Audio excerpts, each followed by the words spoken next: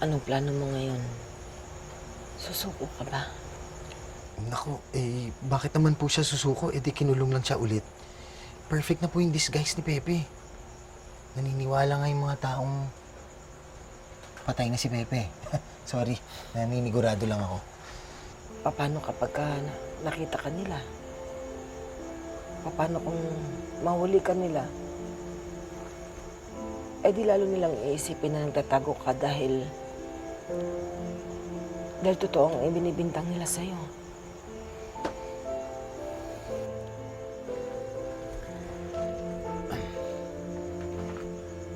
Napag-isipan ko na ho ito.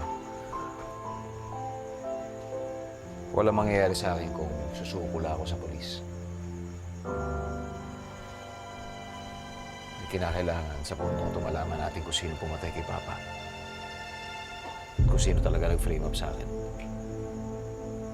Gusto ko na rin patunayan kay Kuya Kaloy na wala akong kinalaman talaga doon. Siyempre, para sa inyo. Tsaka para kay Sari. Wala akong ibang pinagsususpetsahan kundi si Aling Adelita. Kailangan ko siya mapaamin sa ginawa niya. At kung bakit niya ginawa yan.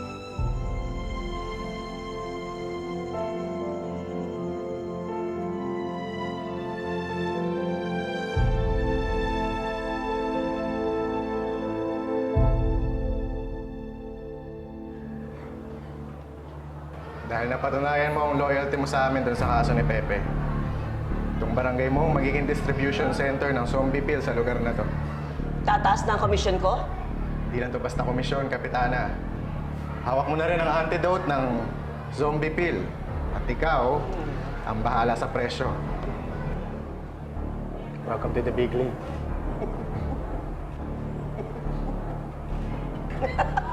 Yes! Wow! Mapapagawang ko na rin ang fourth floor ang bahay ko. Ay!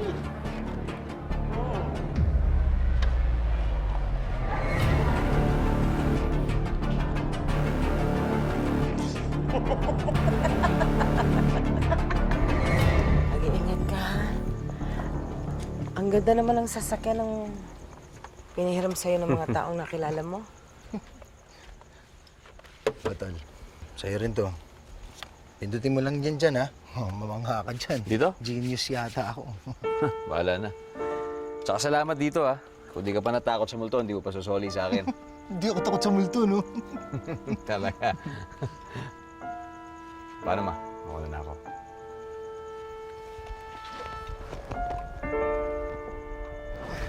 Tawag na lang ako kay Jack. Jack! Bahala ka na. Hoy! Tumigil ka!